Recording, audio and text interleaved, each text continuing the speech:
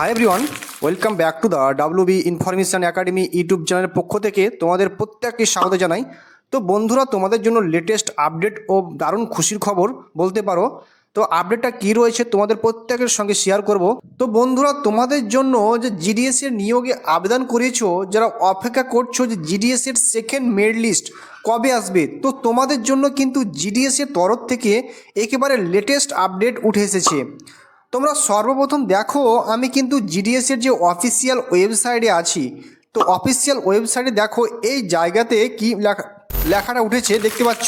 এখানে স্পষ্ট কিন্তু উঠেছে, দেখতে পাচ্ছ রেজাল্ট আর আন্ডার রিভিউ SSLC, অর্থাৎ এটার যে অর্থ হলো, ঠিক আছে, তো জিডিএস ওকে, তো candidate will be made the available shortly, অর্থাৎ তোমাদের জিডিএসের যে রেজাল্ট সেটা কিন্তু আন্ডার রিভিউ। ওকে, তো রিভিউতে আছে, খুব তাড়াতাড়ি কিন্তু নতুন রেজাল্ট কিন্তু তোমাদের আউট হতে চলেছে। তো আজকের ডেটটা হচ্ছে তোমাদের 18 এপ্রিল 2025 এবং টাইমটা হচ্ছে তোমার রাতে দেখতে পাচ্ছ 7:30। ঠিক আছে, এই অনুযায়ী এখনও পর্যন্ত জিডিএসের যে তোমাদের সেকেন্ড মেরিট লিস্ট সেটা কিন্তু আউট হয়নি। মানে আজকে শুক্রবার 18 এপ্রিল, যেখানে মুহূর্তে যে কোনো সময় জিডিএসের যে সেকেন্ড মেরিট লিস্ট সেটা কিন্তু তোমাদের আউট হবে বা হয়ে যাবে। তো এইবার দেখো, জিডিএসের সেকেন্ড লিস্ট বা আউট হওয়ার আগে কয়েকটা ফর্ম তোমাদের আগে থেকে কিন্তু ফিল করে রাখতে হবে। আমি তোমাদের এই 2025 সালে যখন থেকে এই নিয়োগটা আউট হয়েছে, ঠিক আছে, তখন থেকে এই আপডেটটা আমি দুবার অলরেডি তোমাদের দিয়েছিলাম। তো জিডিএসের এই 3 থেকে 4টা আন্ডারটেকিং ফর্ম, এছাড়া যে ডিক্লারেশন ফর্ম, এগুলো তোমাদের ফিল করতে হবে। অর্থাৎ ফিল করে তোমাদের যে ডকুমেন্ট ভেরিফিকেশান নিয়ে যেতে হবে, কারণ ডকুমেন্ট ভেরিফিকেশানের সময় এইগুলো তোমাদের প্রয়োজন হয়। তো তোমরা আজ কম বেশি প্রায় সবাই ভুলে গেছো যে কি আন্ডারটেকেন ফর্ম বা কি যে ডিক্লারেশন ফর্ম, সেটা আজকে আমি তোমাদের স্পষ্ট দেখিয়ে দেব এবং এটাও বলে দেব তোমরা এই ফর্মগুলো কোথা থেকে পাবে। তো পুরো ভিডিওটা বুঝতে পারছো, খুব গুরুত্বপূর্ণ, ভাইরাল, বা যারা জিডিএসসির যে আবেদন করেছিলে বা ডিক্লারেশন ফর্ম এবং আন্ডারটেকেন ফর্ম দেখিয়ে দিচ্ছি এবং কিভাবে ফিল আপ করবে সেই প্রসেসটা বলে দিচ্ছি। তো সেই অনুযায়ী তোমরা কিন্তু ফর্মটা ফিল আপ করবে। তো বন্ধুরা, তোমরা অনস্ক্রিনে দেখতে পাচ্ছ আমি কিন্তু জিডিএসের রিকমেন্ড 2025 এর যে অফিসিয়াল নোটিফিকেশান সেটা ওপেন করে রেখেছি। এই নোটিফিকেশানটা টোটাল 34টি পেজ আছে। ঠিক আছে, এখানে জিডিএসের নোটিফিকেশান টোটাল 34টা পেজ দিয়েছে। এটা তো জিডিএসের এমনি দেয়নি, এখানে 34টা পেজের প্রতিটি পেজের আলাদা আলাদা গুরুত্বপূর্ণ এখানে কাজ আছে। তো দেখো, এক এক করে তোমাদের ক্লিয়ার করে দেই। তো সর্বপ্রথম ডকুমেন্ট ভেরিফিকেশান, তোমাদের কি ডকুমেন্টস নিয়ে যেতে হবে এটা অলরেডি আমি গত কয়েকটা ভিডিওতে তোমাদেরকে আলোচনা করে দিয়েছি। ঠিক আছে, তাও এখানে নোটিফিকেশানে প্রতিটি ডকুমেন্টসের যে লিস্টগুলো দেওয়া রয়েছে। তো তোমরা ভিডিওটা দেখে নিও, আমার যে ইউটিউবের যে চ্যানেল আছে সে ডাব্লিউবি ইনফরমেশান, ওই ভিডিও ওখানে তোমরা পেয়ে যাবে ভিডিওগুলো। ঠিক আছে, জিডিএসের প্রত্যেকটা রিলেটেড ভিডিও পেয়ে যাবে। তো একটু দেখে নাও। সর্বপ্রথম যেটা বলেছে, এর যে মার্কশিট হয় মাধ্যমিকের, তোমাদের সেটা নিয়ে যেতে হবে। ঠিক আছে, তো তোমাদের যে আইডেন্টি প্রুফ, এই যে আইডেন্টি প্রুফ তোমরা আধার কার্ড, ভোটার কার্ড বা প্যান কার্ড, অর্থাৎ যে কোনো একটা গভর্নমেন্ট আইডি তোমরা নিয়ে যাবে। পরবর্তী আছে কাস্ট সার্টিফিকেট, এটা যারা SC ST OBC আছে তাদের যে কাস্টের সার্টিফিকেট হয় সেন্ট্রালের ফরম্যাট, সেটা নিয়ে যেতে হবে। পরবর্তী বলেছে EWS বন্ধুরা, তো সার্টিফিকেট যারা EWS আছে তাদের সার্টিফিকেট। ওকে, তো পরবর্তী হচ্ছে ট্রান্সজেন্ডার সার্টিফিকেট, যারা ট্রান্সজেন্ডার ক্যান্ডিডেট তাদের জন্য এই সার্টিফিকেটটা প্রয়োজন হয়। পরবর্তী দেখো বলেছে ডেট অফ বার্থ প্রুফ, তো ডেট অফ বার্থ প্রুফ হিসাবে তোমরা আধার কার্ড শো করতে পারো, এছাড়া মাধ্যমিক অ্যাডমিট কার্ড তোমরা শো করতে পারো। পরবর্তী দেখো মেডিকেল সার্টিফিকেট, এই মেডিকেল সার্টিফিকেটটা তোমাদের যে কোনো একটা গভর্নমেন্ট বা অথরাইজ হাসপাতাল বা গভর্নমেন্ট যে স্বাস্থ্য দপ্তর কেন্দ্রগুলো হয় সেখান থেকে তৈরি করাতে, এটা কিন্তু কোনো বেসরকারি আন্ডারে বেসরকারি কোনো ডাক্তারের আন্ডারে তৈরি করা সার্টিফিকেট হলে কিন্তু চলবে না। ঠিক আছে, তো সরকারি অনুমোদিত কোনো ডাক্তার বা হাসপাতালে গিয়ে এই সার্টিফিকেটটা তোমাদের কিন্তু তৈরি করে আসতে হবে এবং এই ডকুমেন্টসগুলো তোমরা নিয়ে যাবে। সাথে সাথে তোমাদের কি আন্ডারটেকিং ফর্ম আর ক্লিয়ারেশন, ঠিক আছে, তোমাদের ডিক্লারেশন ফর্ম নিয়ে যেতে হবে।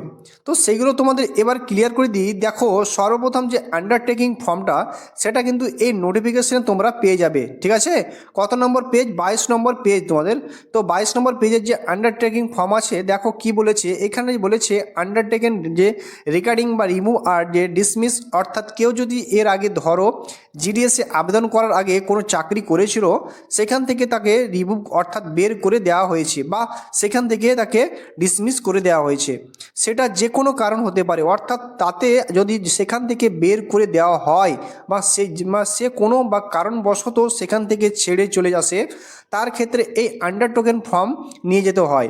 এটা কিন্তু সকলকে নিয়ে যেতে হবে, সকলকে। এই জায়গাতে তার বাবার নাম লিখতে হবে, এখান থেকে যে প্লেসটা দিতে হবে এবং যে ডেটে যাচ্ছে সেই ডেটটা এখানে মেনশন করতে হবে। নিচে এখানে কি বলেছে? সিগনেচার। তো সিগনেচার সে করাবে করবে না, তো সিগনেচার তারা বাবা করছে, ওকে তার বাবাকে এখানে সিগনেচার করে দিতে হবে। গার্জেনের সিগনেচার এখানে নিয়ে যে অ্যাপ্লিকেন্ট নাম অর্থাৎ যে নিয়ে যাবে তার নাম, তার এখানে অ্যাড্রেসটা এখানে কিন্তু দিতে হবে, অন্য ফিল করতে হবে, ওকে। তো এটা কিন্তু সকলের জন্য নয়, যাদেরকে রিমুভ করা হয়েছে বা ডিসমিস করা হয়েছে তাদের জন্য এই আন্ডারটেকিং। এর পরবর্তী দেখো এখানে কাস্ট সার্টিফিকেট ফরম্যাটটা দেওয়া রয়েছে, দেখো বা দেখে নাও। যারা কাস্ট সার্টিফিকেট এখানে তৈরি করেনি, তোমরা কিন্তু পেয়ে যাবে SC ST caste certificate format, কিন্তু এটা তোমরা দেখতে পাচ্ছ, এটা কিন্তু SC ST ফরম্যাট, ওকে। তো জিডিএস এর রিকমেন্ড বা নোটিফিকেশান পেয়ে যাবে তোমরা 23 নম্বর পেজে, ওকে। তো এইবার তোমরা দেখো পরবর্তী যে কাস্ট সার্টিফিকেট বলেছে সেটা কিন্তু হচ্ছে আদার ব্যাকওয়ার্ড ক্লাস, অর্থাৎ এটা কিন্তু ওবিসি কাস্ট সার্টিফিকেট। যারা ওবিসি আছো তোমাদের এই কাস্ট সার্টিফিকেট ফরম্যাট অনুযায়ী বা সার্টিফিকেট থাকতে হবে। এবং পরবর্তী পেজে দেখো বলে দিয়েছে যে EWS, ওকে। EWS এর যে কাস্ট সার্টিফিকেট বা কাস্ট নয়, ওটা EWS এর যে ফাইনান্সিয়াল ইয়ার যে সার্টিফিকেট হয় সেটা এই অনুযায়ী তোমাদের EWS সার্টিফিকেট থাকতে হবে, ওকে। এবার দেখো পরবর্তী চলে আসবো যে আন্ডারটেকিংয়ের দিকে। পরবর্তী এখানে যে আন্ডারটেকিংটা এটা কিন্তু সকলকে দিতে হবে, ওকে। এই আন্ডারটেকিংটা তোমার কত নম্বর পেজে পাবে? তো নোটিফিকেশানটা 28 নম্বর পেজে।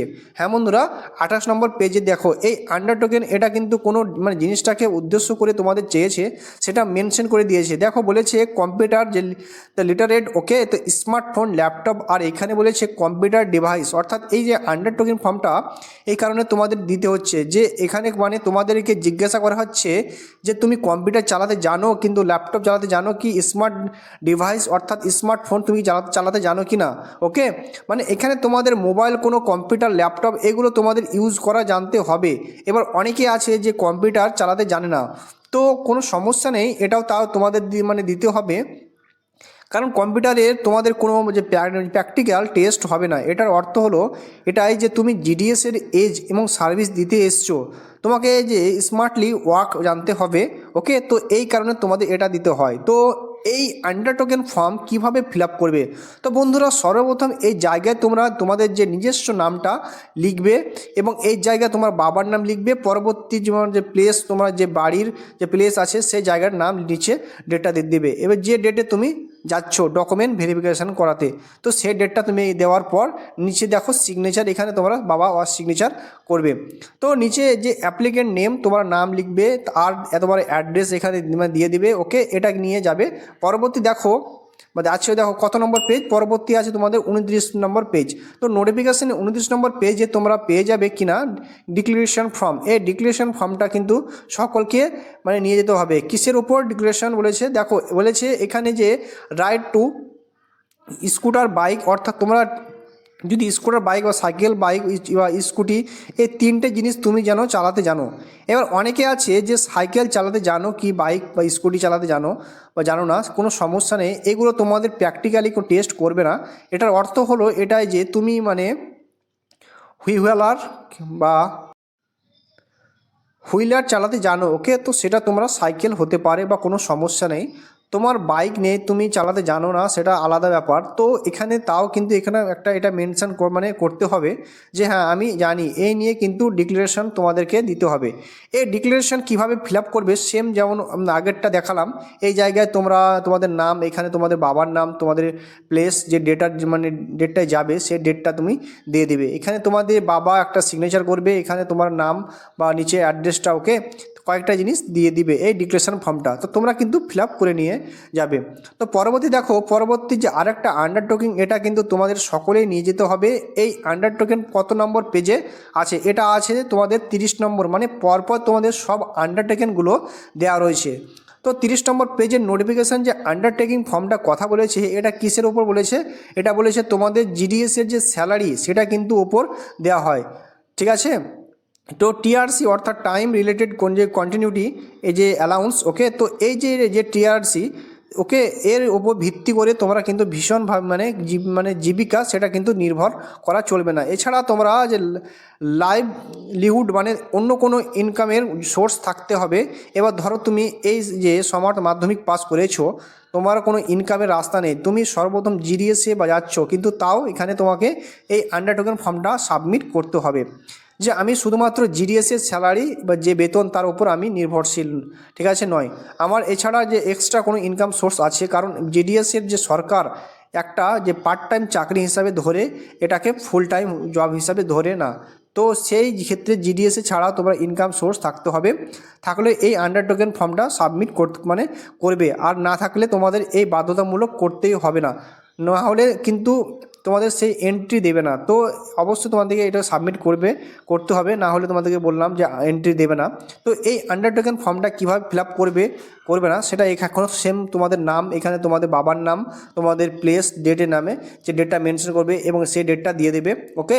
তো বাবার সিগনেচার, অ্যাপ্লিকেন্ট মানে তোমার নাম, এখানে যে অ্যাড্রেসটা আছে এই অ্যাড্রেসটা ফিল করবে। তো এই 3টে আন্ডারটেকিং ফর্মের কথা বললাম, আর একটা ডিক্লারেশন ফর্মের কথা বললাম। এগুলো কিন্তু নিয়ে যেতে হবে অবশ্যই। আর এই আমি নিচের দিকে দুটো আন্ডারটেকিং বললাম, এটা তো সকলেই নিয়ে যেতে হবে। কেবলমাত্র প্রথমে যে রিমুভ আর ডিসমিসের ওপর যে আন্ডারটেকিং আছে, ওটা কেবল তাদেরকে নিয়ে যেতে হবে যারা কোনো চাকরি থেকে বেরিয়ে আসছো বা যাদেরকে চাকরি থেকে বের করে দেওয়া হয়েছে তাদের জন্য, ওকে। তো আশা করছি এই ফর্মগুলোর ব্যাপারে আমি তোমাদের স্পষ্ট করে ক্লিয়ার করে বোঝাতে পারলাম। তো তোমাদের যদি বেশি অপেক্ষা করতে না হয়, পুরো সম্ভাবনা আছে যে আজ বা আগামীকাল মধ্যে যে কোনো মুহূর্তে তোমাদের জিডিএসের সেকেন্ড মেরিট লিস্ট সেটা তোমরা পেয়ে যাবে। তো আরেকটু তোমরা অপেক্ষা করো, যখনই তোমাদের জিডিএসের সেকেন্ড মেরিট লিস্ট আপডেট আসবে, সব থেকে আগে আপডেট তোমরা এই চ্যানেলে পাবে। তো এখনও এই চ্যানেলটা সাবস্ক্রাইব করেনি তো অবশ্যই কিন্তু চ্যানেলটাকে সাবস্ক্রাইব করে রাখবে। তো চলো বন্ধুরা, দেখা হচ্ছে পরের ভিডিওতে। জয় হিন্দ, জয় ভারত।